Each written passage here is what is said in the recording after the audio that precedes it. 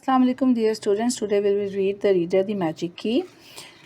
What happened in the last lesson? What happened in the last lesson? Yes, tell me. They found a magic key and the key was glowing and they both were surprised. Right?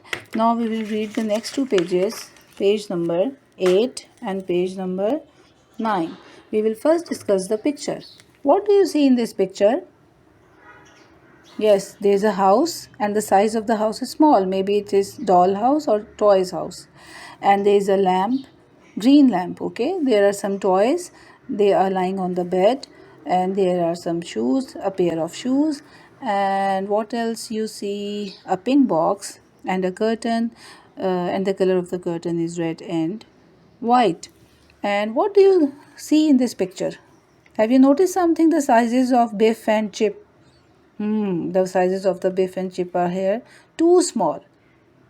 Right? Now we will see what happened in the story.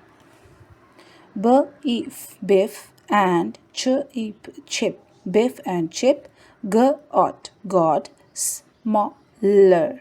Smaller and smaller and smaller. So the sizes of Biff and Chip got smaller and smaller. How? Why? The sizes of the Biff and Chip got smaller and smaller. It's all because of magic. It's all because of this glowing key. Right? Oh, help, said Biff. So the Biff is asking for help. Help. Why she's asking for help? She found something very, she's very much confused. What happened to her sizes? Why we are so small? It's magic, said Chip. So the Chip is saying, it's magic. We found a magic key and now they've come to know that it's magic, that our sizes are now smaller. We are not humans now. We are just like small toys.